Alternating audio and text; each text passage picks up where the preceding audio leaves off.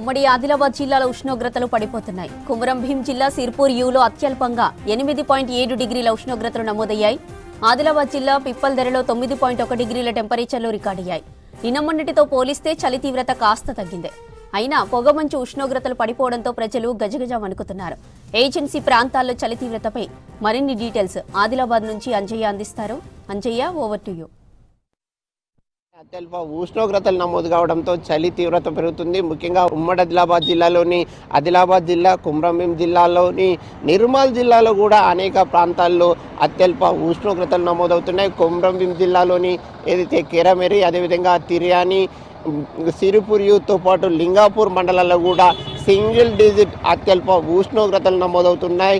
ఏదైతే 10 కంటే అత్యల్పంగా ఉష్ణోగ్రతలు నమోదవుతున్నాయి. కొన్ని ప్రాంతాల్లో 8 కూడా అత్యల్పంగా ఉష్ణోగ్రతలు నమోదవుతున్నాయి. దాంతో ఆదివాసీ బిడ్డలు ఎవరైతే ఉన్నారో వారందరూ కూడా గూడెం బిడ్డలు గడప దాటి బయటకు వద్దామంటే కూడా రాలేని పరిస్థితులు ఉమ్మడి ఆదిలాబాద్ జిల్లాలోని ఏజెన్సీ ప్రాంతంలో కనిపిస్తున్నాయి. ప్రత్యేకంగా ఆదివాసీ బిడ్డలందరూ కూడా చలితోని వణుకుతున్నారు. ప్రతినిత్యం పంట పొలాలకు వెళ్ళే ఆదివాసీ రైతులు కనీసం ఇప్పుడు ఉదయం 10 గంటల తర్వాత పంట పొలాలకు వెళ్తున్నామని చెప్తున్నారు. ఇక్కడ ఆదిలాబాద్ జిల్లా కేంద్రంలో ప్రస్తుతం మనం ఉన్నాం. ఇక్కడ కూడా అదే విధమైన పరిస్థితులు ఉన్నాయి. ఆదివాసీ గూడాల్లో ఏ విధమైన పరిస్థితులు ఉన్నాయో ఇక్కడ కూడా అదే విధమైన పరిస్థితులు ఉన్నాయి. ఒకవైపు హిమం లాంటి మంచు కురుస్తుంది, మరొక వైపు శీతల గాలులు వీస్తున్నాయి. ఆ శీతల గాలులు హిమం లాంటి మంచుతోని ఆదివాసీ ప్రజలతో పాటు పట్టణంలో ఉన్న ప్రజలందరూ కూడా ఉక్కిరి బిక్కిరవుతున్నారు. ముఖ్యంగా చిన్నపిల్లలు, వృద్ధులు, ఎవరైతే గర్భిణీ మహిళలు కూడా ఏవైతే వారందరూ కూడా ఒక అస్వస్థకు గురవుతున్నారు. అదేవిధంగా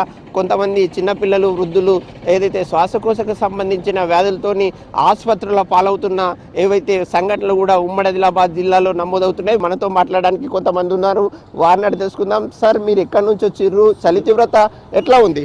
సిద్దిపేట నుంచి వచ్చాను. అసలు రోడ్డు కనిపించట్లా, మంచుకి రోడ్డు కనిపించట్లా, అంత చలి దండిగా ఉంది.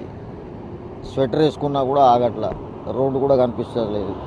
చలి తీవ్రత ఇక్కడ ఎక్కువ ఉందా, సిద్దిపేటలో ఎక్కువ ఉందా? చాలా తక్కువ ఉంది. ఇక్కడ మాత్రం చాలా దండిగా ఉంది, తట్టుకోలేకపోతున్నాం. బయటకు వచ్చే పరిస్థితులు ఉన్నాయా చలి తీవ్రత వల్ల? లేదు, అసలే లేదు.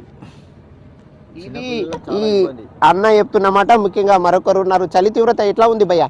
చలి తీవ్రత ఎక్కువ ఉండటం వల్ల ఎక్కువ శాతం బయట తిరగలేకపోతున్నాము.